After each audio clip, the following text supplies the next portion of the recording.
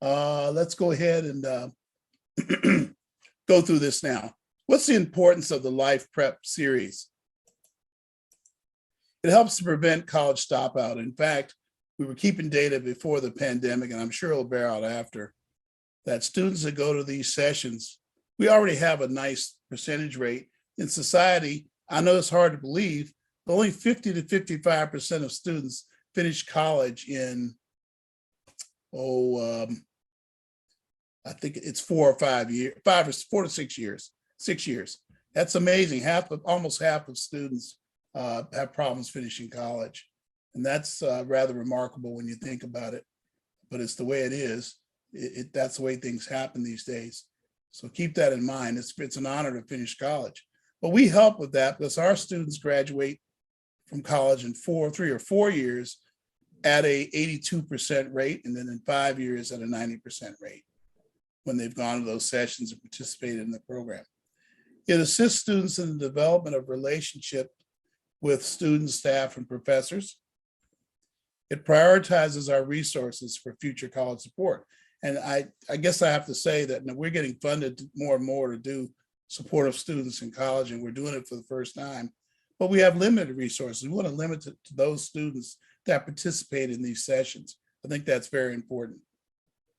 And I'm hoping that that's my justification.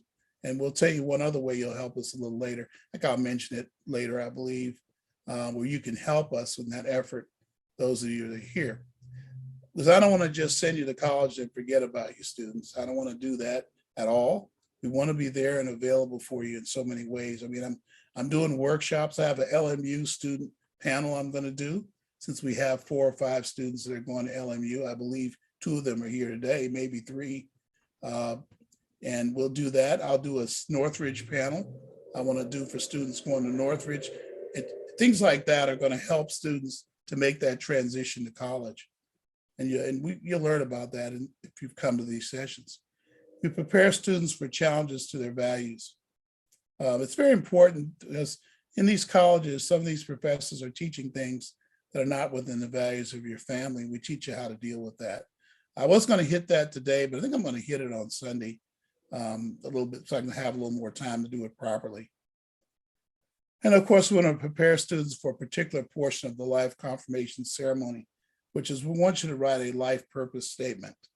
We're going to talk about that on Sunday, and then again, each session till we get those completed. I'll go ahead and mention it now. We're going to need a picture, a graduation picture of your youth, plus your life confirmation, your life purpose statement. Then we'll talk about that a lot more on Sunday. I'll give you some ideas for how you can handle it. We want to get that well before the ceremony so we can include it in the ceremony as a part of the ceremony in person. Let's talk about the college enrollment and startup process. Again, any questions, please let me know. There's the housing deposit and the first payment. Most of you have done the deposit. You haven't gotten to the payment yet. The first payment usually occurs right around the time your financial aid becomes available, and that doesn't become available till you sit in the seat. Now, we have a couple of schools here where you made a reasonably large deposit. They're not going to really ask you for any money, period. They just show your bill to you, and then you take care of it at some point. So they're not really harassing you about payments. But most of them do have a payment system. They expect a certain payment by a certain date. Set up and apply for loans. That's an important part of the enrollment process. We'll talk about that. The parent and youth orientation. For CSU, it's mandatory. If you don't sign up for orientation with CSU, it's caused to be dropped from enrollment. So if you have not signed up for the orientation and you're going to a CSU, you better sign up fast because they will drop you and you have to reapply to the school.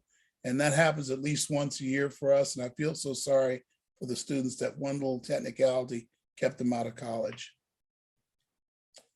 The class registration is coming up. We're going to talk a little bit about how you can handle that since it's coming up. Sometimes it begins during the orientation, then you continue working at it through the rest of the summer. Other times they tell you there what your classes are. You're only just looking for one other class. Depends on the college you're looking at. You're going to order your books. I'm going to talk about that a little bit today and a lot more next time. You're going to make your first payments if necessary, and you're going to move into school. So that's kind of what I consider college enrollment and startup. Okay. I have a lot more to say about move-in when we get right before the ceremony, maybe the session on the 18th. I'll talk about move-in. I have some parents here of students who moved into college. You all can ask them all the questions you want then. I'm sure you'll have a lot of questions. What students and parents should be doing right now?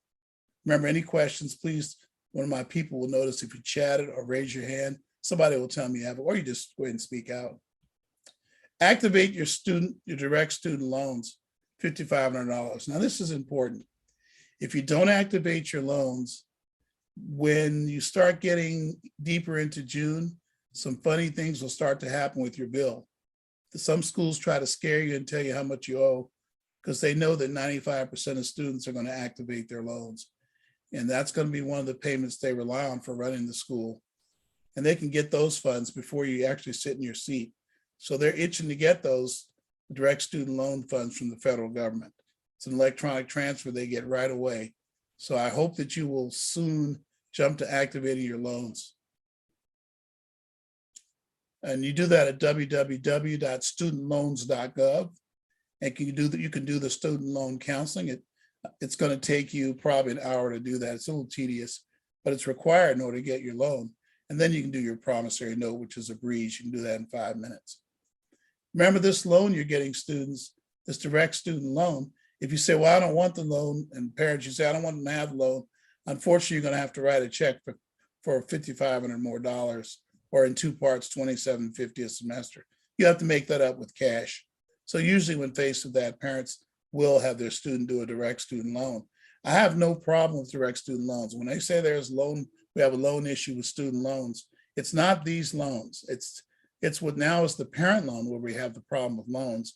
And also before now, we had students were able to take out very large loans.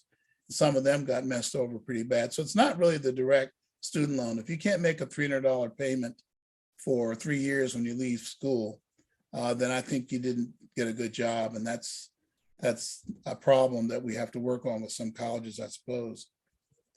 Parents, apply for your parent loan for undergraduate students. That's a PLUS loan. Please do that application as soon as you can. Call your school up and ask you, do they need anything before you do it? But you can go to the same website and you do a promissory note. There's no loan counseling in general for that loan, although the loan application for parents is going to get a credit check, whereas the direct student loan does not get a credit check.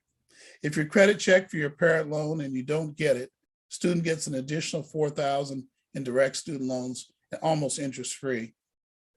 But that $4,000 may not be enough to pay for school. So you want to do your application for the parent loan as soon as possible. And please check off the box that says, let the school calculate the amount for your loan, because I don't want to see a technicality stop the enrollment process. If you have any question at all about parent loans, I'm willing to do a separate workshop for it. I did that last year, where I'm willing to answer your individual questions or help you with your application. It's a pretty important step in the process, the parent loan. If you don't make it for the right amount, it could be a problem. Or in the right way, I should say. Students should be enrolling in 2-year college this summer for 1 to 2 classes. We have some recommendations. I believe Christina can help you. Email Christina Martinez quickly after this meeting, and she will give you some great online class possibilities since it was extended from Trade Tech for a program they have this summer. We don't have the classes officially, but they're our partner and we know about them. Just email Christina for more information. Am I putting you out there, Christina, right? Is that right? Yes, that's correct. I'll put my email in the chat. Okay, very good, because they could find out about those remaining classes from Trade Tech and still there's some pretty good offerings there anyway. Or students thinking about pre-med.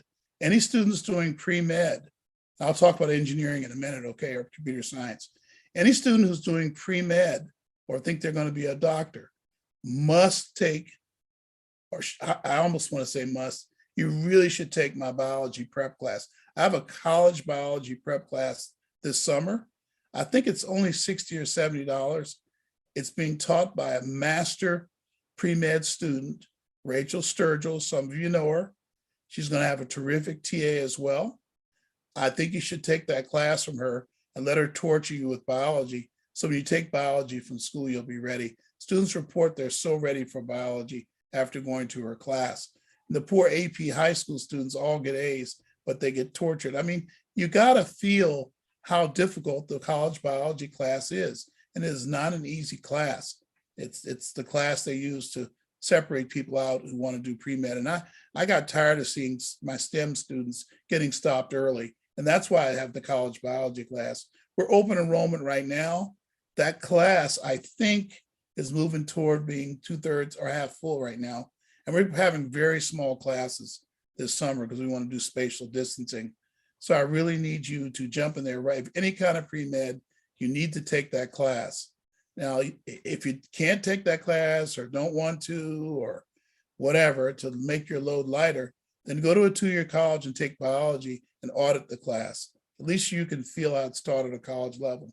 I think that's really important. I don't want to see this summer you just doing nothing, just waiting to start school. Some of you think you deserve a break now. You do deserve a break, but that's a different issue than what you should do this summer. You need to really be doing something academic this summer to prepare you more for college and or get credits in college. That's going to make it easier for you to graduate in 3 or 4 years. Students who need their writing strengthened should take a 2-year college course in writing. Some of you, I learned a lot about your writing when you did your essays. And usually this is the time of year I make that recommendation. I'll email some people. I don't know nobody here, I don't think, because I saw some that needed to do more of their writing. During the pandemic, a lot of writing and math from students suffered because you weren't in person for almost 2 years. And I don't know how teachers taught writing without being face-to-face with you. It depends on how well they use technology and also how they connected online with you. So writing is, I saw writing and math during the SAT prep was a little bit challenging this year for some students. So please don't waste this summer. I'm trying to give you ideas here. Students taking engineering should definitely take either my calculus prep course, which is offered at a college level. I am teaching it. It's going to be in person and online. I'm gonna have some classes in person, some online. Maybe my problem sessions on the weekend will be online. I'll offer 45-minute problem sessions every week. And I'll show students how to do problems with calculus. We're hitting that first semester pretty much. Actually, the first half of the first semester for college students, the first semester for high school students. And yes, it's compatible with AP Calc if you know anyone. The calculus is the one class that I would definitely think you should have a prep class, just like biology for pre-med before you take the class. You say, well, I took calculus in high school. You still need to do the prep class because the calculus course in high school was usually AP Calculus, and it really taught you to take the test and miss some very critical parts of the first semester that I think you're going to need to do well in a college calculus class for engineering. Okay, I hope any questions on that? Any questions out there, Christina or Quinn?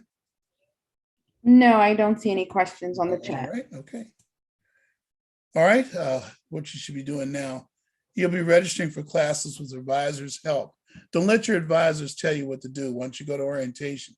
They're not your bosses, they're not your commanders, they're advisors. Now I'm gonna give you some good ideas of what to bring to them to put you more in charge of the process.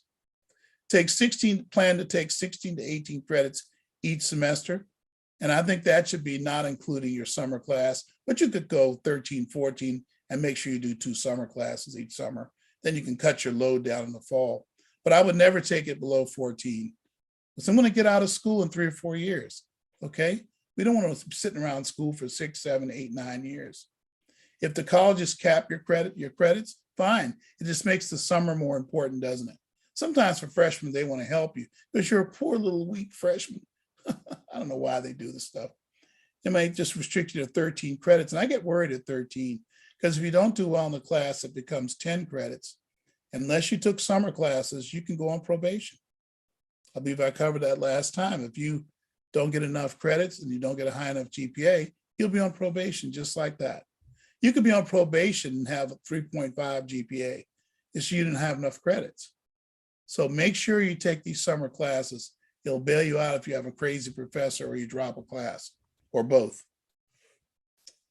That's the importance of two-year college. In the summer, you can take general ed classes. Now, in the summer, I want you to take general ed classes.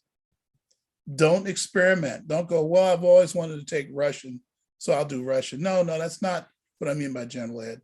You should take classes you took in high school. So, well, I'm going to do that. I took them in high school. No, you want to take the ones you got an A on. You want to build your GPA with your GEs. So if you took sociology in high school and you liked it and you did well, unless it was a college class, right? Then you should take it again, right? Speech, intro to speech, great class to take in the summer because you learn how to do presentations in class. And a lot of professors are looking for presentations, verbal presentations of reports in class, and they're grading you on it, assuming you know how to do it. It'd be great if you took the class. I'm trying to give you ideas of the courses that you want to have on your, either in the summer or you want to try to get in the fall, okay? Intro to music or art. What a good thing to take in either the summer or your first semester. Art history, American history, music appreciation, physical education, because you're required to do almost every college I know 3 credits of phys ed to graduate, even private schools. Intro to anthropology, okay? By the way, sometimes health science can be substituted for phys ed, so check on that. Intro to anthropology. These are the kind of courses you should be taking this summer, or you should be taking or in your first semester. These are the courses historically, my students have gotten A's and certainly some B's, but mostly A's on these classes, and they felt they were rewarding experiences. There's other ones I did not include here. They're not here for a reason. I don't think a philosophy class, intro to philosophy, is appropriate for a college freshman or a second year student. I don't think it's appropriate. It's a little bit detailed and tricky for our students. I would not take that kind of class. Notice I didn't have foreign language on here for the first semester. I think that's more appropriate for a second year if you want to do a minor or something like that, and you want to learn a foreign language. You can do that in the summer, right? That's a good time to do that. All right. You want to register and attend orientation. That's another thing you should be doing right now. I'll talk about that. That's where you'll begin the registration process. And parents can make strategic visits while they're on campus. That means parents, you're going to visit academic services, career services, the leadership program, residential life. These are because they're going to separate you from your student. That's where you can make those strategic visits, okay? Deposit, make the first payment, we said that. Oops. You want to form a move-in plan? Start thinking about move-in. How many days? Who's going to go? Which parent? Is it both? Is it a family event? Start thinking about how you're going to do the move-in. What about the travel costs? Are you going to drive? Are you going to fly? I guess with this inflation and gas, these are significant conversations. You want to sign the housing agreement to your student. They're going to ask you to sign that agreement either online or you'll do it during the orientation. Please read the agreement. It's the one place where they establish what acceptable and unacceptable behavior in the university is. You find it in the housing agreement. They tell you things you can and cannot do. Your RA at your dorm is going to remind you of those things. And that's going to be the basis for your agreement with your roommate. I'll be talking about roommates today, you can believe it. In fact, when I do that, I'm going to need the students to come on camera temporarily. We're going to have some fun, okay? That way you'll remember it more. Here's the best way to purchase books. Colleges, first of all, are getting better at lowering book costs. They're really good at it now. They'll have a lot of the books going to be digital. A lot of them are going to be, they go out and procure the copyrights on books. They're going to see a lot of that, especially with UC. That was in the news when they did it 3 or 4 years ago. And you see it in private schools too. They're doing a lot to lower book costs. When you register for courses, the earlier the better. The university is telling you via the Student Center, on your portals, the ISBN, the author, the stuff you need to order the book, and the title of the required books. In some cases, I would get the textbook used if I can. I'll talk about that in a minute. But I would wait for some of the other books that are, if you get an expensive book, why don't you wait and see what the professor says? I can't tell you the time students have bought a book for $200 and the professor announced the first day of class, we won't be really using that book but once. You can go to the library and look at it or get it online or some other way. The ISBN is the Fairly Assigned Book Serial Number, International Standard Book Number ISBN. You can do Amazon for used books and Chegg. I love Chegg because they'll rent you a book. Say you have that $200 book and you can rent it for the semester for $30. I would rent the book if I were you. You got to send it back to them. So consider book rental for expensive. This is a very valuable page you might want to hang on to or be aware of. Make sure you get a copy of it and download it. People have found this page very useful. I definitely notice I do not list the school bookstore. Do not buy books from the school bookstore. They're going to be overpriced. I think I better say it again. Do not buy books from the student bookstore. And when you buy from Amazon, get used books. Why do you have to have the newest book? Sometimes if a book has an 8th edition and there are no used books, I would get the 7th edition and find out the differences between the books. Corliss Bennett's going to have a lot more to say about that. She has some really good tricks for saving on books. Expensive books are not available except through the bookstore a lot of times. She'll talk about how to deal with that. Here's a little clue. The library has these books for reference. You can. It's not that much difference. You might have a customized book package. So let's get the title and the series and the ISBN. You may be able to order them separately online. Here's abooks.com. It has a great ISBN search engine. If you get a customized book, you throw that ISBN in, you find the name of it. You may still be able to get it from a library or purchase it from Amazon where it wasn't listed before, because they'll tell you the author and all that, okay? So one way, you got to be a little bit of a detective, but you have enough time. If you stay on time, you stay making your deposits, et cetera, on time, you'll learn about your courses in time for it. Certainly right after your orientation, you'll be able to start looking at books. Housing 101, we covered one time already. This is based, I didn't cover these, sorry about that, based on over 20 years of experience. Here's some upfront things to know. Do not room with a person you know, including relatives. It never seems to work out. In fact, I would say 2/3 of all the conflicts I have to, what do you call it when you're mediate? It's between students that knew each other, friends, relatives. It doesn't seem to work out very well. What happens there too is you begin to think, if you're with a close friend, that it's you against the world, the two of you, and it distorts your vision of reality. And a lot of times I'll see 2 students stopping out from a school at the same time and having the same complaints. And that's not reasonable to assume. Hey, if you have a friend at the campus you're going to, you each have room with somebody different. Now you guys know 4 people. The key is to learn meet as many people as you can while you're in college anyway. That's very, very important. So do not room with someone you know. That's a lot of you picked your school based on people you knew that were going. That may have happened, but don't room with them. I think your relationship will grow stronger if you each room with somebody different. It really will be much. You can blame it on this crazy deacon here in LA told me that, you know. That would be me, by the way. Do not live off campus the first year to save money. What a mistake. You live off campus as a freshman, you never connect with your campus. You're a candidate for stop out. Stop out means leaving school early, and I don't want that to happen to you because you get to waste your loans that you did and everything. I don't want any stop outs. Don't live off campus just to save money. You can do that in your 2nd, 3rd, or 4th year, or your 3rd and 4th year, which I prefer. I prefer students on campus for 2 years, parents. Then they can venture out. Do not choose a single to live in, thinking, well, I'm not comfortable with other people around me and all that. You live in a single detached from other people in the campus, you will not socially relate to the campus in a positive way, and that'll be a challenge for you. They usually will flag you on that if you're a freshman.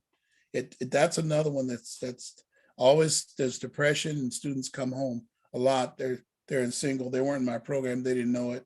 And they're meeting me later. And I'm finding out they're in a single. Don't live singly and alone. And that doesn't count. Like if you're in a dorm where you have 4 people in your area, you each have your room, you're not single. You're seeing people regularly in the common area between those rooms. That's where a lot of the dorms are designed now anyway. Remember, the initial deposit may be mostly refundable by now. If you've made a change to another school, you might be able to get some of that deposit back.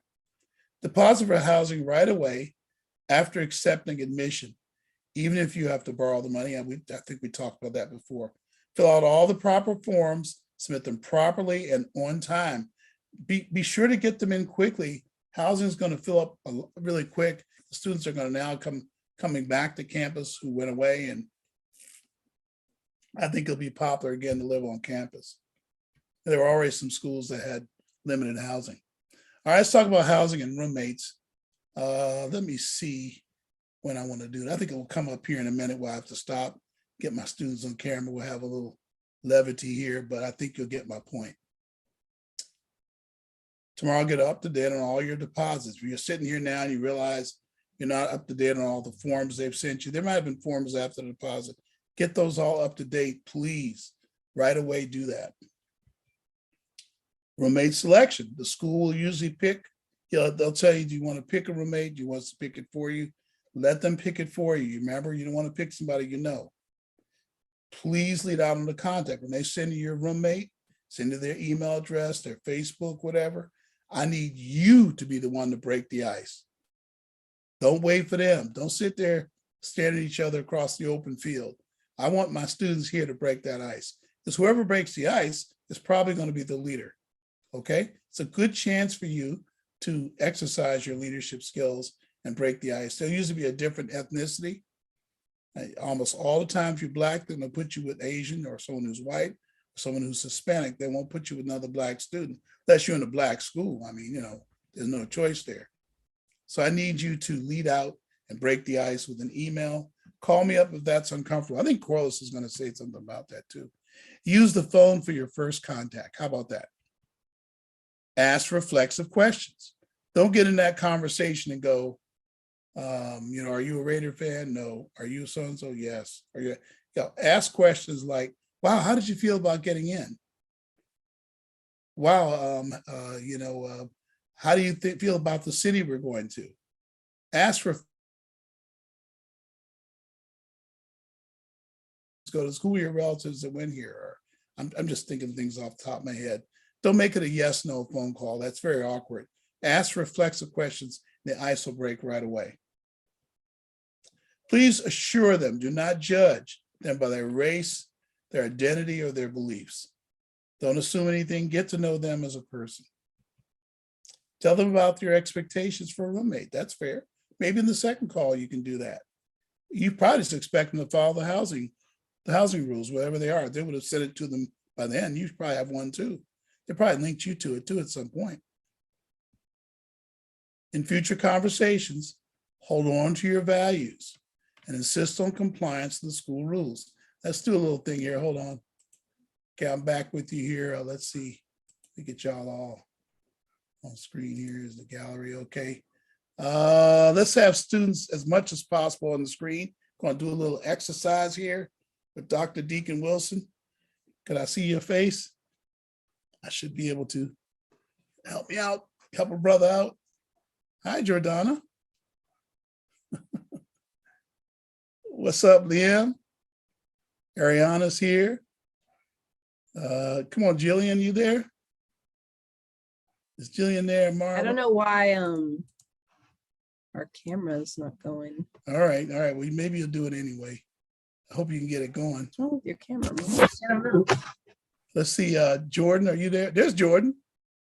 Hey, Jordan, we're not gonna give you anything. You can take your mask off. You'll be all right, man. Right? So we want to get everybody involved here. I know it's kind of awkward for you. Go ahead. There's my man, Jordan. And let's see, I got Lamb. I got everybody here, right? Do I got everybody? I think I do. Do I have Mignon? Move your camera up, Mignon, so I can see you. I only see your hair. All right, let's see. There she go. All right. I'll be showing y'all my mug all the time. All right, here we go, y'all. How about a little, Ariana, I need to see your whole face. Come on, Ariana. Come on now. All right, okay, good. Liam, I don't know. I just only got your face, but that's all right. All right, that's better. All right. Come on, y'all. Mignon, your camera slipped down. That's fine. All right, I guess we can do that. Do this. If I see Mignon, it'll be better. All right, okay. Here we go, guys and ladies. I want you to take your hand, your right hand, and put it behind your neck. And I want you to move it down just a little further and press. Do you feel those bones? Not if you feel the bones. Quinn, you feel the bones? Christina, are you doing this? I got to know. Come on, Christina. Do you feel the bone? Tyler, are you there? Come on, Tyler. I need to get you on camera too. Anyway, Tyler, are you somewhere we can get on camera? Well, here's Jillian, y'all. Hold on. Okay, hold on, y'all. Start over again. I got to get Jillian in here. and try to get Tyler. Who's this over here? Jillian's there now. Jillian, don't laugh at me. I know what I'm doing here. All right, okay, stop laughing at me. Okay, so I'm not gonna look at Jillian, she's gonna make me laugh. This is a serious exercise. All right, everybody put their hand behind their neck. Tyler, you can do it too. Can you hear me, Tyler? Yes, I can. Okay, not on camera, that's cool though. Put your hand behind your neck and rub it. Move a little further down. You feel that bone? All those bony things that are hard. You feel resistance? Jillian, do you feel resistance? Okay, let me tell you what. That there is a backbone, and I need you to use it when you're in college. That's what a backbone is. I need you to have some backbone when you're in college. When you're in high school and somebody calls you, hey, so-and-so, you go, yes. When you're in college, I need you to be like, what? I need you to start getting a little, you're an adult now. People just don't push over the kid.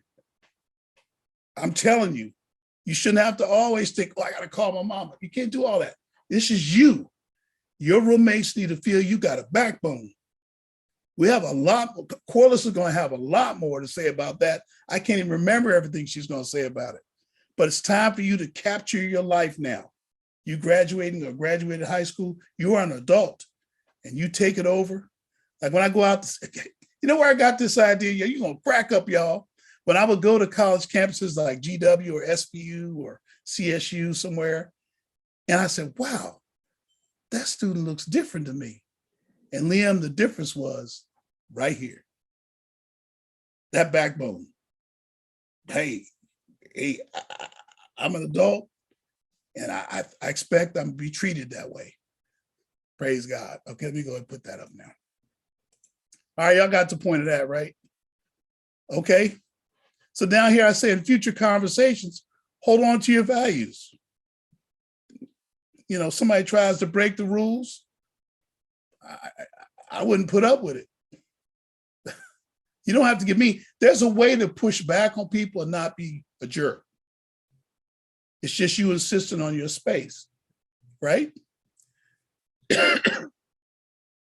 Assist on compliance to the rules on curfew, drug use, visitors. I have a great story about that. I'll tell you real quick. I had a young lady that was in Fullerton, just a nice young lady, love her family, love her. And she called me up one night, right around, I think it was November. She said, Deacon Wilson, is that you? And I said, yes, that's me. I whispered back. And she said, I have a problem I want to talk to you about. I said, why are we whispering? She said, I want nobody to hear me. I said, go outside, girl. So she went outside and she said, I was whispering because, excuse me, guys, hold on. She said, I was whispering because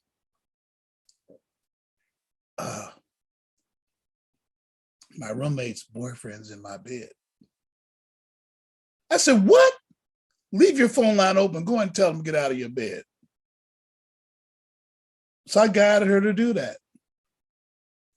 And you know what? He got out and left the room. And she went and talked to the RA. And it got a little ugly, but she prevailed. You have to have a backbone. You're going to have at least one roommate a year, maybe more, depending on if y'all move and get a house or whatever. You're going to have 1.3, that's the average, 1.3 bad roommates. But you'll get through it if you remember this what we're saying right now. You have a backbone, speak up for yourself. All right, let's see here. I gave you the special exercise. See, it's on the bullet. All right, okay, part two. Part two, housing and roommates. After you arrive, you meet your roommate, right? You will both receive the rules officially, but you would have got one in the mail already, but the RA is going to go over. It's important that you both are there. Sometimes the one roommate isn't there. Tell them you don't want to do it to the other roommates there. Be nice about everything. It's a matter of trust, but cut the cards. You want to have some kind of a reference point here. Then the two of you can meet about your preferences that are beyond the rules. Are you a person that wants to study in your room or study in the campus somewhere? Most students study out in the camp. Well, let me find out. Let's see if I can, I don't know. Hey, Quinn, when you were over there at SPU, did you study in your room or? or did you study at large? Yeah, I studied the different coffee places on campus, but definitely since it was Seattle, there was a lot of coffee shops in the city. Oh, wait, I should have known I that. explored and I studied around the city. That was a dumb question. Sorry. Sorry. Yeah, because that's what you do now. Hmm. Hey, Christina, what do you think you would have been?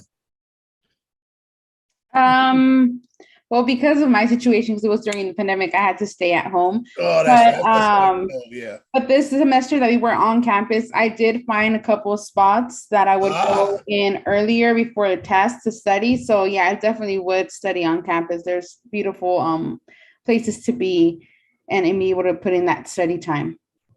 I think my perception, you guys, Quinn and Christina, is the colleges actually think about that. They have a lot of people around the campus. But anyway, y'all can meet as roommates and decide on what your preferences are. You know, me, my music taste, for example, I would bring up, but there's a thing called earphones. So maybe that's not a problem anymore, right? We have wireless earphones, all that kind of stuff. All right. This subject could be hilarious. I won't do it. I thought of a lot of jokes, but I won't do them today. All right, okay. Negotiate rules and agree to follow them. Your RA will lead you in the process. Ask for the RA to be with you if you have controversial issues. Once agreed. I have a question, Deacon. Yes, sir. What does the RA stand for? What'd you say? What does the RA stand for? Yeah, it's the person running the dorm. Got it. Thank you. Actually, they run the floor. I should be careful with. It's resident assistant, resident administrator. They all have different names. And they're the person that runs the floor typically. Thank you. Usually there's a person over the whole building, and then there's their manager, the housing manager. All right. I'm imagining that will be revealed during our orientation. Yeah, look for it. All right. Look for it. Hunt for that bad boy. Thank you. Some point it's going to come up. Remember your practice here, the backbone practice, right? All right. That's my housing 1 and 2. Let's talk about some of the things to be careful about. Be careful about drugs. Most of y'all know that serious drugs are, but I might turn a corner on you here in a minute. Drugs and drinking, most serious addiction, if there's going to be, it begins in college. Weed, let's talk about weed, kush, whatever y'all call it. MJ, I don't know what y'all call it now, whatever. Seems not serious since it's legal in some states, but hear what I know about it from my work and with high school and college students. Regular use of this oftentimes leads to more serious drugs. Casual use is pleasurable, but it affects grades at times. I wish you wouldn't smoke. I'm just gonna say I wish you wouldn't smoke. But some of you already have, maybe, I don't know. And get with the wrong folks, but you really shouldn't smoke kush. Get this, I had a young lady that was set to get an FBI job, was gonna make nice money, and they loved her. And they gave her a drug test. And it's kind of funny, she learned something. She hadn't smoked kush for like 6 months, but it hangs around in your hair, in your things, the little end of your hair. And hard drugs don't. Hard drugs pass right through you. But something like kush could keep you from getting a federal job. Even though it's legalized, the feds they never legalize marijuana. So keep that in mind. Partying. I'm not opposed to partying. If you go to college and you don't party, when you come home, I'm gonna you have somebody check you out. It's okay to go to social events and parties, okay? But just gotta know what a bad party is. My daughter said she would do this. She would always go late to the party with friends, and she would take a deep, like sniff. If she smelled that kush, they were gonna party in Denny's. They didn't go in. There's any kind of drugs in the party. But beware of that, what a good party and a bad party is. Know the campus policies on drugs and drinking. Because some campuses, at most campuses, you can't drink. You're not old enough to drink yet in the federal law. I think, well, not the federal laws, state laws. Most state laws, a lot of them are 21. And so when you first hit the campus, you really shouldn't be drinking. And sometimes it's the city rule. I had some students that went to a party who were freshmen, and the police blew up into the party because they were loud, right? And the first thing the police did is alcohol test everyone and pull IDs. And they gave the kids tickets who were underage drinking. And guess what happened? They sent it to the school. I don't want to reveal the school. They sent it to the school. The school added the fine to the bill of the school. So I'm just saying, just watch yourself.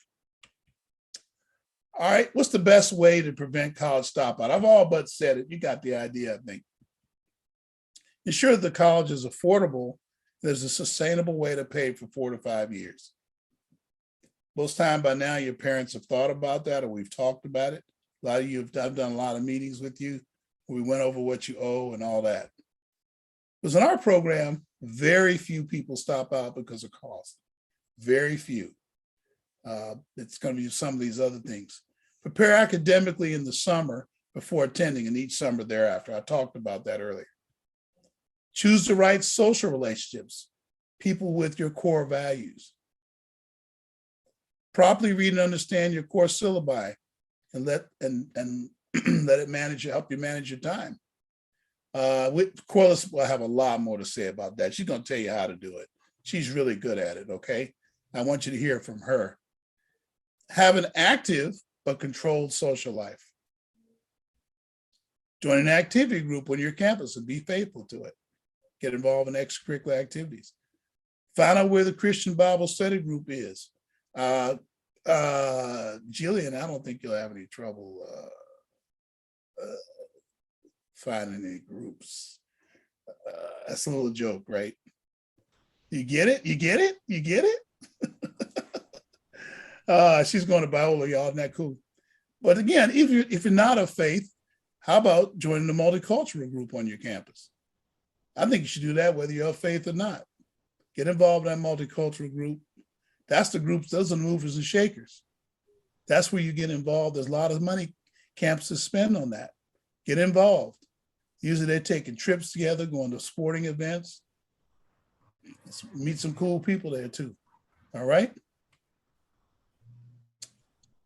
So number one, be active on your freshman year and every year. I'll give some more ideas. Athletic events with students you meet on the campus. Meet people in your class. Hey, are you going to the game tonight?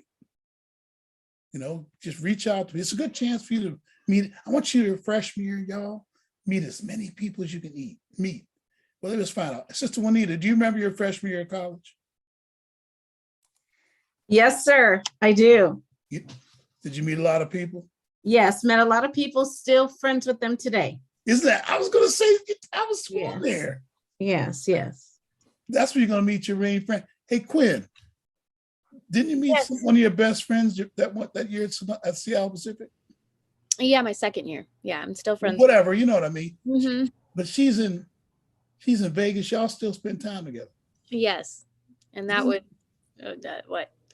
I'm telling you, you guys, you're in for an amazing experience in college. You're going to meet cool people of all races. I envy you in a good way so much right now. It is so exciting. I can't put it into words. Am I saying that right, Sister Juanita? I'm saying it right. Okay. We talk about a lot of things with college, but it's a great social experience. It's part of your growth. Woo, I feel a chill over me now, y'all. Watch out now. I might start preaching in here. Anyway, athletic event with students you meet. Join a service group or leadership training. You know, I talked to this dude that runs leadership training at Sonoma State. He says we get a budget every year of like $20,000 and the students don't come. We want to take them places and teach them how to be leaders. Look at that leadership training. That's a good place to meet people. If you got a chance to move in early your freshman year, if you go to their training, you should go to the training. It's a good way to meet students and grow yourself. Join a play group. I don't mean like a drama play. Maybe you should do that. I don't know. Like maybe intramural. I'm just trying to give you ideas. Intramural or club sports, especially for those of you that were athletes in the 12th grade. If you think you're bad, go out there and make up for the past. Some of y'all play volleyball or whatever you played. I don't know. Going out there, be a weekend warrior.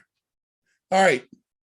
Your Black or Hispanic fellowship group, we talked about that. Christian group, we talked about that. Oh, this is cool what I have here. Boredom is your enemy. I used to tell my dad, I'm bored, like it was his job to take care of it. And you know what he would tell me? If you're bored, you're a boring person. You know, that stuck to me all my life. Isn't that crazy?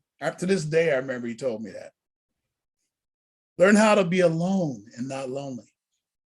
Whew. That hit me on a plane coming back from somewhere, and I've been saying it for 10 years. Because I was just thinking about the problems I saw the students were having at that campus. We gotta learn how to be alone and do the right thing. Like everybody want to go and fool around, you got something to do, go do it. You just be alone, but you're not lonely. Okay? All this stuff I've been telling you not only will help you to finish school, but parents, you'll be glad to hear this. It minimizes the risk of your PLUS loan. You're going to take out a parent loan, you need to know that it's going to work and you're going to get through school and they're going to do well. And that the PLUS loan will get smaller every year. I have more to say about that in a minute.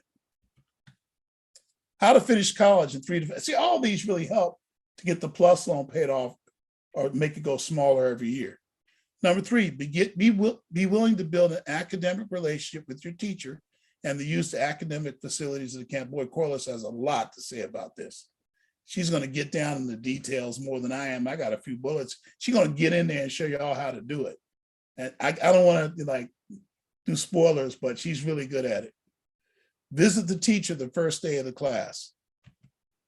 Visit the writing center and the academic center the first week of the class. Get to know their services. Digest the syllabus, and she'll teach you how to do that. She's going to show you how to do that. And schedule projects, tests, and quizzes. More detail in coming sessions. And that's Dr. Bennett's sessions that she's going to do in what's really week 4. We call it week 5, called session 5, but it's really week 4. I think it's June 12th, which is next week. A week from the day? No, not from the day, a week from Sunday. All right. Look at my schedule. I have it on the website. I'll show you on the website how to look at it, by the way. Use 2-year college to get ahead or stay on target. Well, I mentioned that a lot of times for a reason. It is a key to finishing college early and to save yourself some money. If you finish college in 3 years, in 3.5 years, you just save 15% of the cost. Again, less debt for your parents. College do not count it in GPA a lot of times. A lot of times you take a summer class, it's a private school, they may not count it in the GPA, but you do get credit toward graduation, and that's the name of the game, to get those credits toward graduation. Okay? Here's some of the most common subjects taken in 2-year college. That's the same list from earlier. Let's talk about FERPA, and we're almost done. FERPA almost sounds like a funny kind of animal that might have a lot of fur, I don't know, whatever. But FERPA is the Family Educational Rights Privacy Act of '74. It was created after the time of the protests for the Vietnam and all that. They want to give more power to the students. It's federal legislation that protects the privacy of students' personally identifiable information. The act applies to all education institutions that receive federal funds. Let me translate. It really means that, and you can go to this website, it means that the student owns the grades, parents, and must tell you their grades or give you access to them for you to see them. Now, a lot of parents feel, fine, I'll just get access, but you don't get to see the grades for the first semester till they're on the transcript. That doesn't happen until April. So you won't learn. So you're going to have to, this is one of those things, I'll talk more about it later, where there's going to have to be a conversation where students are going to have to want to be transparent and tell their parents their grades each time. And when they come home at Christmas, parents, before you file the FAFSA for next year, tell them you need to know the grades. You need to see their grades. The teachers are publishing their grades online somewhere. Have your students print them out for you. I think students, you should want to. And if you struggle with a course, parents need to promise that you won't, get terribly upset. Call me up and let's do some corrective action work over the holiday to get it so that you do better next semester, especially if it led to probation. A lot of my students who graduate struggle that first semester, but the ones that are open about it are the ones that get better. Remember the fallacy of great access. In other words, sure, you get access, but only after they're available. Then there's Hipaa, which we spent the last 2 years pretty much violating every day. There's even a law up in Sacramento to violate it further. I really think it's going to be tested in the Supreme Court soon. But the idea of it is that your health records are private. But during COVID, we violated people's records. You know, your vaccination record is out in the open, can be purchased right now. And I guess the legislature is now considering legislation to make it more available. I think we're going to have a challenge on that because the federal law says that it's private. And so parents and students need to talk again, because if a student gets counseling, the parents won't know. Maybe that's okay, but medical information, but you have to work together because you're probably using the parents' insurance. So I feel like there needs to be a conversation around this. And I'll talk about those kind of conversations a little bit later, right before they go to school, parents. The Hipaa in college, parents cannot be informed of health and mental treatments and status students, but in many cases, parent health plans are paying for it, but they can't know what's going on because they'll see the charge. Your parents, you'll see the charge, but you can't, unless the student talks to you, you won't know. So again, we need transparency, students, very openness, especially if you have a condition already like asthma or some other condition. Student Health Center will cover under the tuition. They're great for cold, flu, even COVID, by the way, minor injuries, crisis counseling, all those are considered free or covered by the tuition. And some chronic conditions, they have lots of medications. They usually have a small hospital practically on the campus. Your insurance or some purchase from the school will cover more serious things, like if you have to go to the hospital or there's a chronic condition that gets worse. These kind of things you'll have to get help off the campus. Let's talk about some reasons to consider sexual abstinence, meaning not engaging that in college. The Department of Education, Title IX, no person in the United States shall on the basis of sex be excluded from participation, denied the benefits of any education program. So you can see that that looks acceptable, but this particular title has been used to promote, well, it was intended for fairness to women's education, women's athletics, but it's been widened to athletic participation and increased governing of the sexual relationships between students. Yes, they're using Title IX to do that, and I'll show you how it's funny, it depends on what administration's in the White House. You might be surprised to know, I think it was the best for our students under the one that they hate the most, which is Trump. But right now we're back to Biden's in the White House, so his Department of Education has gone to a heavy enforcement of Title IX on things other than just sports. They get into some very interesting things when it comes to the sexual relationships between students. First, I want to deal with this lie I keep hearing every year. I'll tell you about what it really is in a minute. Is it really true that 20% of all female students are the target of sexual assault? First of all, if I knew that was happening, I wouldn't want any of your young ladies going to college. It's not true. There was some study where only about a sample group of 20 was taken at a school, and then 5 of them claimed that. But there have been other studies done. It's not true. They use a very wide definition of sexual assault. I mean, if a person refuses to open a car door for you or stands in a doorway, and didn't really mean it, that could be sexual assault. Even you can be surprised how you can define it very widely. If a person is dancing a little more aggressively, that could be. So that's probably why you hear people say that. The question was asked, was inclusive of female students' entire life. Some question had had been out of school already. We're looking back. It's really a flawed study. But no matter what it is, sexual assault is not good. And it's probably about 3% or so. Some people think as low as 2. I'll put 3 to 5 to give them benefit of the doubt. It's still alarming. And it's worth me talking about in a minute here, but it's not 1 out of 5. I want to make sure I get that straight. It's not 1 out of 5. From a female perspective, most experts at college told me that young ladies, especially freshmen, listen closely, young ladies, who receive orientations where they hear about Title IX, then they then feel a false sense of security due to the huge Title IX enforcement on males.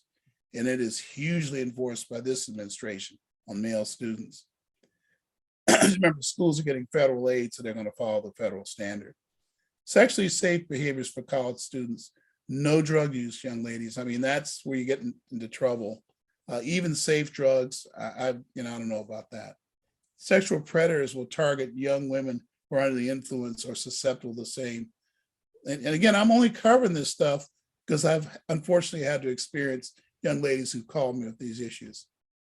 Why? It's the reduced inhibition and the reduced judgment that you have when you're under the influence. Date in groups until you really know a young man. Don't just date a young man separately. Check the friends out of the young man. Check their opinions about their parents. Interview. I have a lot more to say about that later. Please do not visit young men's rooms. Meet young men in the right places, not away at parties.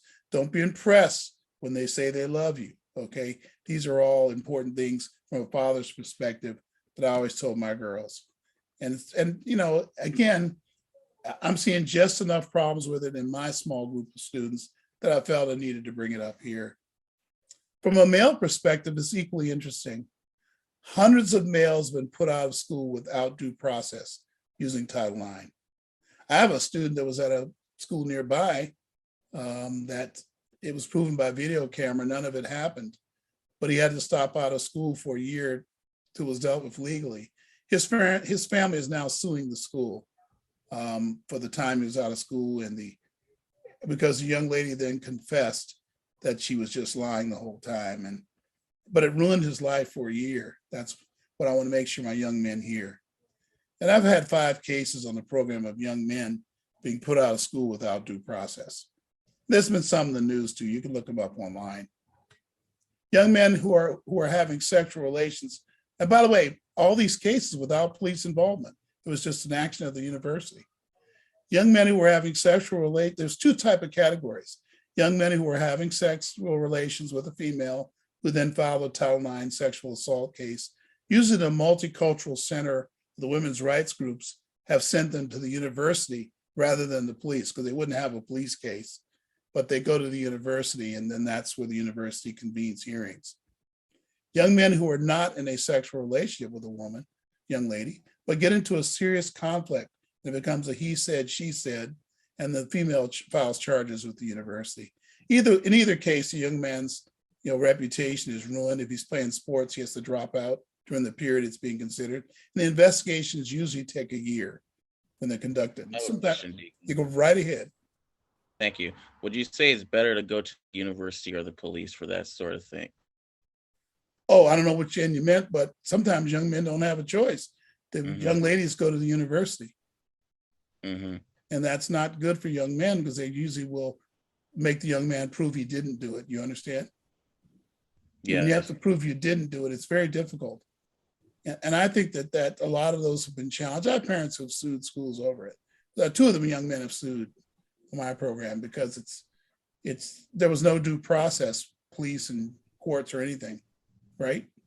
Now, if you meant it the other way around, yeah, a young lady could go right to the police, say, forget the school. In fact, if a young lady called me. I'm asking, is it better to go to the police over the school? From a young lady's standpoint or yours? From either. I think it depends on the case. I might do it. I might. That's a good question. A young man, I might, but the police probably will go, that's a private matter. I've never thought about it that way. I think young ladies who are actually sexually assaulted should go to the police. They shouldn't even deal with the university. That's what I say. This is a very sensitive topic, obviously, Jordan. You put your finger on one of the reasons right there. Who should know first? You definitely need to speak to someone and get a lawyer, I would think. Right. Definitely, when you're being charged, whether you were having a relationship with a woman or not, you should get an attorney. Maybe it's harder to put you out of school then, right?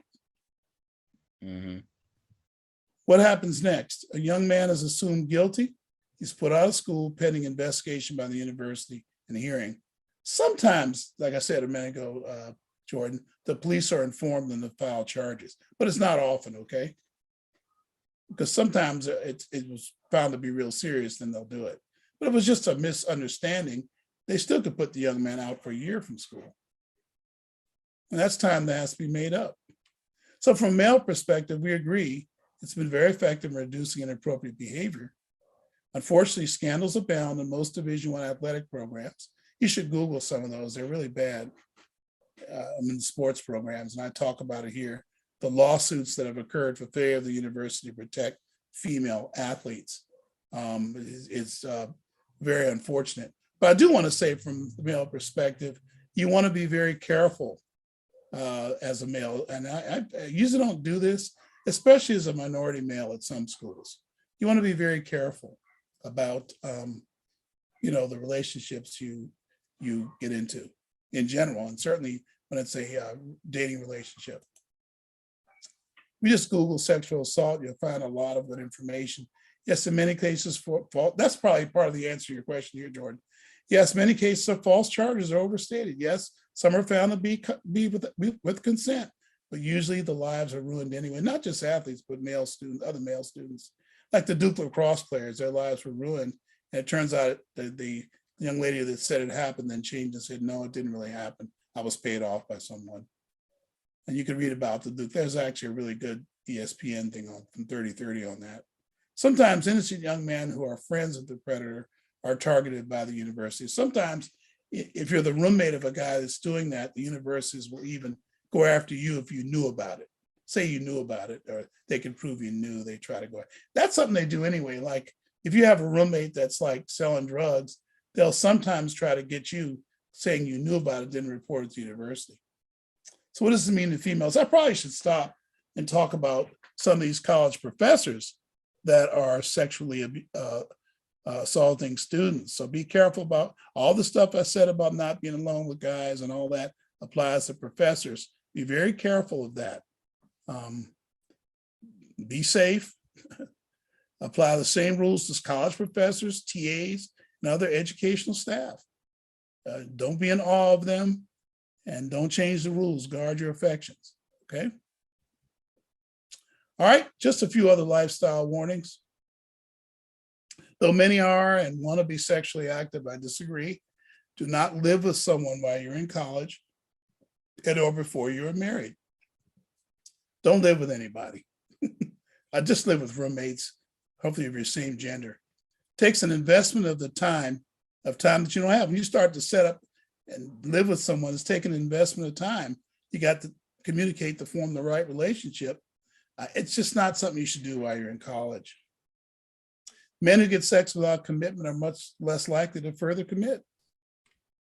Breaking up is then awkward. Every time I hear about this, I get it maybe about once every other year or so. I get a young lady who stops out, and it turns out, her heart was broken by a young guy who took advantage of her and then kicked her aside. And it's just the saddest thing. Just be very careful, young ladies. It cheapens marriage when you do that kind of stuff. And the common objections are, it's the same thing as being married when we live together. We wanted to try it out first. I don't think so. And then the other lifestyle warning is watch getting in credit debt. Learn to use cash and to save. Don't even get into credit debt. There will be a lot of people at your campus on the first days of school trying to give you credit cards. I fully advise you against doing that.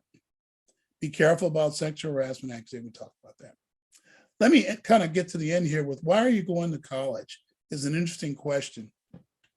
I think you should be going to freely exchange ideas with and learn from others of all backgrounds, even those with whom you disagree, or dislike.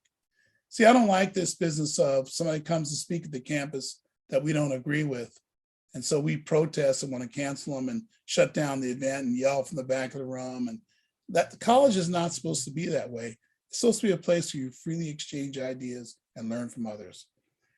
If you don't want to be there, you just don't attend. Please don't be that person that shouts down speakers and prevents dialogue. College should be the one place where all kinds of ideas can be discussed, even people you don't agree with, okay? To get gainful employment and free from your family, and or to have a family of your own one day, who knows? That's why you're going to college. To learn about and develop your gifts and talents and then sell them. By the way, that's called capitalism. Capitalism is good. Too much of anything is bad, right? But the idea of getting talent that you can sell is unique to America. Try to learn to create wealth for yourself. That's why you go to college, and others, so you can leave your house and again, take care of yourself. All right, that's kind of related to the second bullet, but that's a good summary of why we think you're going to college. and we want to help you to find your career. College is learning with a purpose in mind. It's not just getting a degree. Today's college liberal arts education in and of itself leads to continued dependence at times on youth and parents. I need you to be, even if you're getting a liberal arts degree, start thinking about where it's going to take you in the future. Don't just think the degree will do it for you. And that's why I see a lot of students will go to a really expensive college, and 3 or 4 years out of college, they're still at home. Even before the pandemic, I was seeing that. Since 2008, graduates are competing with people already in the workplace. I really should have redone this paragraph, and I probably should. Let me just talk about the market today. Today, there's college graduates are getting jobs again. There's a lot of jobs, but this is a funny market because we have inflation. We have a lot of money flying around. It's a lot of chances to make money for students who come out of college. So you should really think about what career is going to make sense for you early as you can, so you can start working at it before you leave college. You can bet I'm gonna have a lot more to say about that. All right, that's all I have for the day.